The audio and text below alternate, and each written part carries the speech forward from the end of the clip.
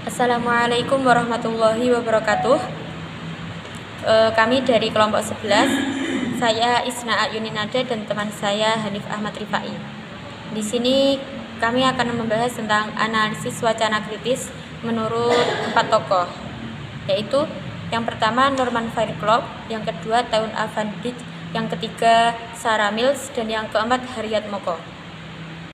Sebelum kita membahas 4 tokoh tersebut, kami akan membahas dulu tentang apa itu analisis wacana kritis. Analisis wacana kritis atau CDA, yaitu Critical Discourse Analysis, adalah suatu pendekatan untuk mempelajari bahasa dengan melihatnya bukan hanya sebagai alat komunikasi, tetapi juga sebagai praktik sosial yang terkait dengan kekuasaan, ideologi, dan ketidaksetaraan sosial. Ada beberapa poin penting tentang CDA. Yang pertama ada definisi. Definisi CDA adalah kajian bahasa yang berusaha membongkar makna tersembunyi dalam teks, percakapan, atau praktik komunikasi. Apa itu maksudnya? Maksudnya adalah suatu upaya dalam ilmu bahasa, terutama dalam analisis wacana kritis, untuk tidak hanya memahami makna yang tampak di permukaan, tetapi juga mengungkapkan pesan, ideologi, kepentingan, atau kekuasaan yang tersembunyi di balik penggunaan bahasa.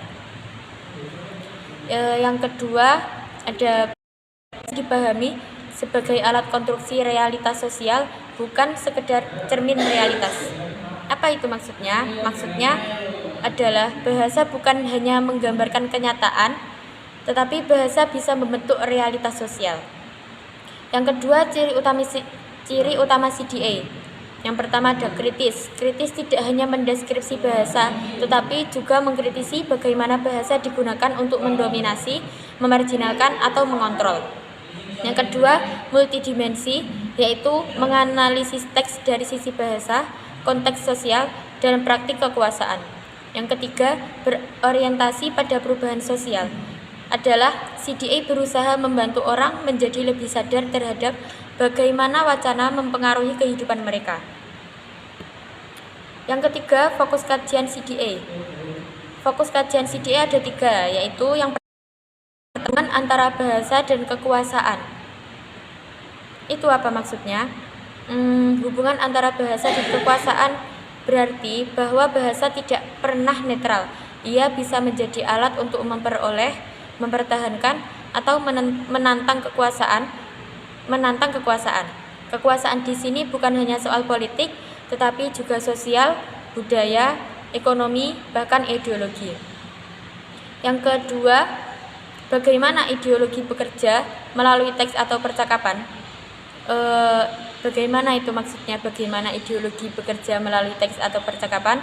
Itu maksudnya adalah ideologi atau kumpulan gagasan, nilai, dan keyakinan yang mengatur cara pandang seseorang atau masyarakat itu tidak hadir secara langsung, melainkan diselipkan atau dibungkus dalam bahasa yang digunakan sehari-hari, baik dalam teks tertulis maupun percakapan lisan. Yang ketiga ada representasi kelompok tertentu dalam media, politik, pendidikan, hukum, dan iklan. Terus yang keempat, siapa saja tokoh-tokoh CDA tersebut? Di sini kita akan membahas 4 tokoh CDA. Yang pertama ada Norman Fairclough, yang kedua Taun Avandijk, yang ketiga Sarah Mills, dan yang keempat Harriet Moko. Yang pertama kita akan membahas tentang Norman Fairclough. Ya, saya di sini akan melanjutkan penyampaian materi analisis wacana kritis menurut Norman Fairclough. Menurut beliau, analisis wacana kritis itu adalah suatu pendekatan yang mengkaji suatu bahasa bukan hanya sebagai sarana komunikasi, tetapi juga sebagai praktik sosial yang terkait erat dan terikat dengan kekuasaan, ideologi, perubahan sosial dan ekonomi juga, dan politik. Fairclough menekankan bahwa bahasa itu tidak netral, melainkan membentuk dan dibentuk oleh struktur sosial yang sudah ada. Dan Fairclough itu memberikan mengemukakan 3 poin pentingnya, yaitu yang pertama 3 dimensi analisis wacana. Nah, di sini Verloc membagi menjadi 3 analisis. Yang pertama adalah teks, yaitu micro level, yaitu menganalisis struktur bahasa, kosakata, tata bahasa, gaya, retorika, metafora, dan kohesi teks. Yang kedua yaitu praktik wacana, bisa disebut dengan meso level, menganalisis bagaimana teks diproduksi, didistribusikan, atau penyampaian ke masyarakat, atau yang disebarkan ke media dan dikonsumsi oleh masyarakat di Indonesia maupun di berbagai belahan dunia. Yang ketiga yaitu praktik sosial budaya atau disebut makro level, yaitu menyeluruh, yaitu menghubungkan wacana dengan konteks sosial yang lebih luas lagi, seperti relasi kekuasaan, politik, ideologi, ekonomi, dan budaya yang lainnya. Yang kedua yaitu, yang nomor 2 adalah bahasa sebagai praktik sosial. Menurut Verloc, bahasa itu tidak hanya mencerminkan realitas, tetapi juga mengkonstruksi realitas sosial. Misalnya pemberitaan media tentang demo buruh yang ada di Indonesia, terus bisa dibingkai sebagai aksi anarkis atau berlebihan dari warga di Indonesia lah ya. Padahal yang bermasalah itu pemerintahannya, bukan masyarakatnya. Kok yang disalahkan masyarakat? Atau perjuangan hak pekerja, katanya kan mau menyediakan 19 juta lapangan pekerja ya, tapi kok enggak ada. Gimana ini? Yang masing-masing memiliki efek ideologis yang berbeda-beda. Yang ketiga adalah keterikatan wacana, kekuasaan, dan ideologi. Wacana sering digunakan untuk melegitimasi kekuasaan dan membenarkan dominasi kelompok tertentu. Yang kedua yaitu analisis wacana kritis bertujuan membongkar bagaimana bahasa dipakai untuk mempertahankan atau menentang hegemoni. Yang selanjutnya yang keempat adalah tujuan CDA. CDA menurut Verloc mengungkap relasi tersembunyi. Yang pertama adalah mengungkap relasi tersembunyi antara bahasa dan kekuasaan. Menunjukkan bagaimana ideologi bekerja melalui bahasa. Berikan pemahaman kritis sehingga masyarakat tidak menerima begitu saja representatif realitas dalam teks. Apa itu? Misalnya adalah pendidikan. Melihat kurikulum dan buku pelajaran yang mungkin memuat ideologi yang dominan. Yang terakhir adalah iklan, yaitu membongkar bagaimana bahasa iklan membentuk keinginan dan konsumsi dan yang dikonsumsi oleh masyarakat. Selanjutnya, analisis wacana kritis menurut Dawn Avandij. Analisis wacana kritis menurut Dawn Avandij berfokus pada hubungan antara wacana, kognisi, dan masyarakat. Ia menekankan bagaimana bahasa digunakan bukan hanya untuk menyampaikan pesan, tetapi juga sebagai alat kekuasaan yang dapat membentuk ideologi, mengatur pengetahuan, dan memengaruhi perilaku sosial. Poin penting dari konsep Dawn Avandij ada 4. Yang pertama, hubungan wacana, kognisi, dan sosial. Wacana atau teks percakapan, yaitu bentuk penggunaan bahasa baik lisan maupun tulisan. Wacana tidak pernah netral karena bisa dipakai untuk menyampaikan ideologi, membangun citra, atau memengaruhi opini publik. Yang kedua, kognisi sosial. Sebelumnya kognisi sendiri itu bermakna pikiran, pengetahuan, dan kesadaran individu akan membentuk cara berpikir dan pengetahuan kita tentang dunia. Artinya apa? Artinya bahasa yang berulang-ulang digunakan bisa masuk ke dalam pikiran kita dan dianggap sebagai kebenaran. Kalau kognisi sosial bagaimana teks atau wacana dipahami dalam pikiran kolektif masyarakat, misalnya stereotip atau prasangka. Yang ketiga, konteks sosial. Konteks sosial yaitu kondisi sosial politik yang melatar belakangi lahirnya wacana. Menurut Van Dijk, wacana tidak bisa dipahami hanya dari teksnya, tetapi juga dari proses mental atau kognisi dan struktur sosial. Poin penting yang kedua ada dimensi analisis. Van Dijk membagi analisis wacana dalam 3 level utama. Yang pertama, struktur teks atau mikro, yaitu menganalisis bagaimana kalimat dan retorika digunakan. Contohnya, pilihan diksi, metafora, kalimat pasif atau aktif, dan penekanan tertentu. Yang kedua, ada kognisi sosial atau meso, yaitu menganalisis bagaimana teks diproduksi dan dipahami oleh pembuat maupun pembaca. Ada hubungan dengan ideologi dan representasi mental, misalnya bagaimana media membentuk persepsi tentang kelompok tertentu. Yang ketiga, konteks sosial atau makro, yaitu melihat bagaimana wacana berhubungan dengan struktur kekuasaan, dominasi, dan ketidakadilan di masyarakat.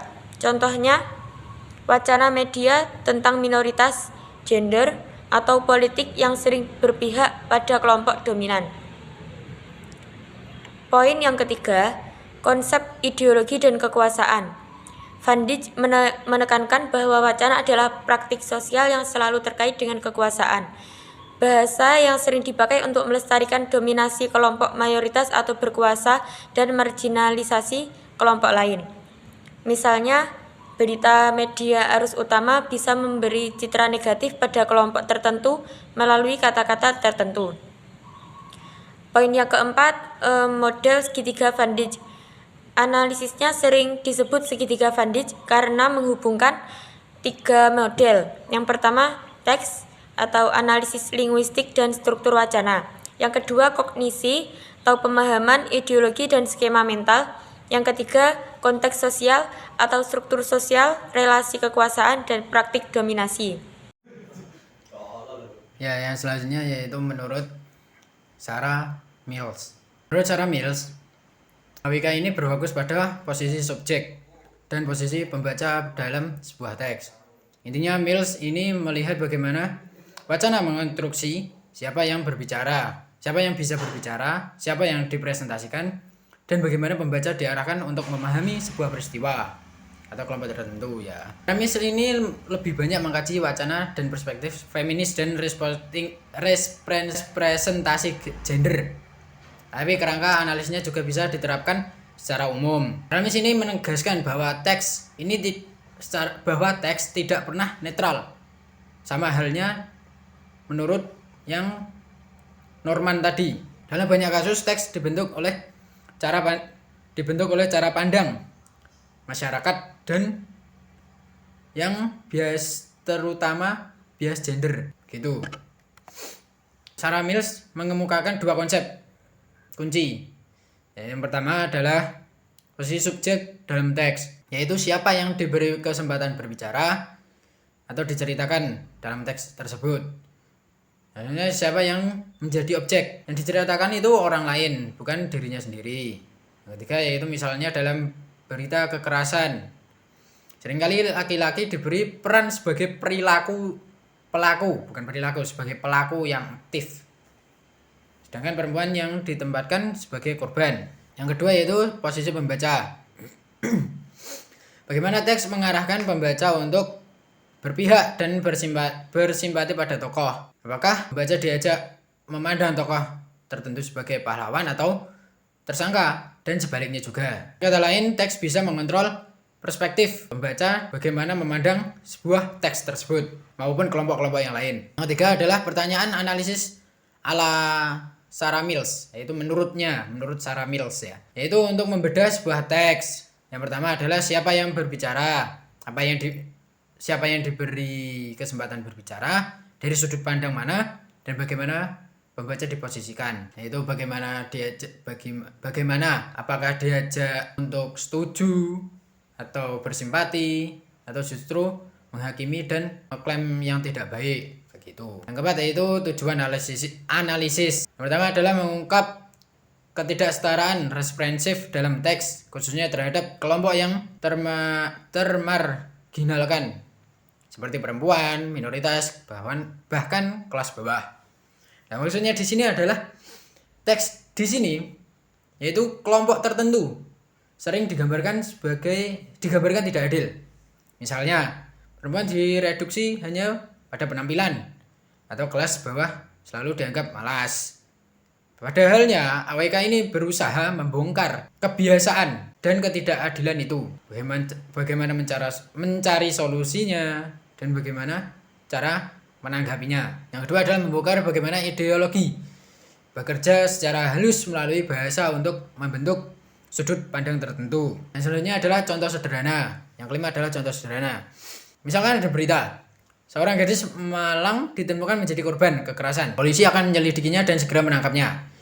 Nah, posisi subjek di sini polisi diposisikan sebagai aktor, sebagai pahlawan. Sementara gadis hanya sebagai objek penderita, tidak diberi suara untuk berbicara maupun menyampaikan yang dialaminya. Nah, yang posisi pembaca kita ini diarahkan untuk fokus kepada keberhasilannya polisi, bukan apa yang dirasakan oleh si gadis. Nah, Selanjutnya, analisis wacana kritis menurut Haryatmoko. Analisis wacana kritis menurut Haryatmoko banyak dipengaruhi oleh pemikiran Michel Foucault dan tokoh-tokoh analisis wacana kritis lain seperti Fairclough, Van Dijk, dan Sarah Mills. Haryatmoko mengadaptasi konsep analisis wacana kritis ke dalam konteks Indonesia, terutama untuk membongkar praktik ideologi, hegemoni, dan penyalahgunaan kuasa dalam wacana. Hegemoni sendiri adalah bentuk dominasi atau kepemimpinan suatu kelompok atas kelompok lain, bukan hanya dengan kekuasaan fisik atau politik, tetapi melalui pengaruh budaya, ideologi, dan cara berpikir. Analisis wacana kritis menurut Haryatmoko intinya adalah membaca teks atau berita, iklan, pidato, dan lain-lain secara kritis untuk menemukan siapa yang sedang berkuasa, siapa yang dirugikan, dan ideologi apa yang tersembunyi di balik bahasa itu. Pokok-pokok pemikiran Haryatmoko dalam analisis wacana kritis ada 5. Yang pertama, wacana sebagai praktik kekuasaan. Bahasa bukan hanya sarana komunikasi, tetapi juga alat untuk mendominasi dan mengontrol. Wacana dipakai untuk melegitimasi kekuasaan, menyembunyikan kepentingan atau keadilan. Misalnya, jargon demi stabilitas nasional pada masa Orde Baru digunakan untuk membungkam kritik. Pokok pemikiran yang kedua, relasi wacana, pengetahuan, kekuasaan. Mengikuti Foucault, Haryatmoko menekankan bahwa pengetahuan dibentuk oleh wacana yang dominan, dan pengetahuan itu kemudian dipakai untuk melanggengkan kekuasaan. Jadi, kebenaran itu bukan sesuatu yang netral, melainkan hasil konstruksi wacana. Pokok pemikiran yang ketiga, ideologi dalam wacana. Wacana selalu memuat ideologi tersembunyi. Misalnya, iklan produk kecantikan yang menekankan kulit putih, menyebarkan ideologi bahwa cantik sama dengan putih, sehingga memperkuat standar kecantikan tertentu. Padahal tidak, padahal cantik itu relatif. Analisis wacana kritis bertugas membongkar ideologi laten ini agar pembaca sadar dan tidak terjebak. Pokok pemikiran yang keempat adalah tujuan analisis wacana kritis. Menurut Haryatmoko, bertujuan untuk membongkar relasi kekuasaan yang tersembunyi dalam bahasa. Yang kedua, menyingkap kepentingan dan ideologi di balik teks. Yang ketiga, memberi ruang bagi kelompok yang dimarginalkan agar suaranya terdengar. Yang keempat, membantu masyarakat bersikap kritis terhadap wacana dominan. Pokok pemikiran yang kelima adalah tahapan analisis wacana kritis versi Haryatmoko. Haryatmoko menawarkan langkah-langkah praktis. Yang pertama, analisis teks, yaitu melihat pilihan kata, struktur kalimat, dan retorika. Yang kedua, analisis konteks, yaitu siapa penulisnya, dalam situasi apa teks dibuat, dan untuk Yang ketiga, analisis ideologi, yaitu nilai atau kepentingan apa yang ingin dilanggengkan lewat teks. Yang keempat, analisis kuasa, yaitu siapa yang diuntungkan atau dirugikan oleh teks. Contoh singkatnya pada kalimat di sini. Para demonstran membuat kerusuhan dan mengganggu ketertiban umum. Kata teksnya kata kerusuhan memberi konotasi negatif. Rusuh. Konteksnya biasanya dipakai media pro pemerintah. Ideologinya bahwa demonstrasi itu buruk atau tidak sah. Kemudian kuasa yaitu pemerintah diuntungkan, dilihat sebagai pihak yang menjaga ketertiban, dan demonstran dimarginalkan sebagai perusuh atau buruk. Kemudian yang terakhir, perbedaan utamanya keempat tokoh tersebut berada pada sudut pandang masing-masing. Untuk yang pertama, Fairclough itu terdapat lebih condong ke bahasa praktik sosial. Van Dijk itu lebih condong kepada masyarakat. Sarah Mills lebih condong kepada subjek, pembaca, siapa yang bicara dan siapa yang dibungkam. Lalu Harriet Moko lebih condong ke dalam bahasa ideologi dan kuasa dengan konteks Indonesia. Sekian dari kami. Apabila ada kesalahan, mohon maaf yang sebesar-besarnya. Wabillahi taufik wal hidayah wa ridha wal inayah. Wassalamualaikum warahmatullahi wabarakatuh.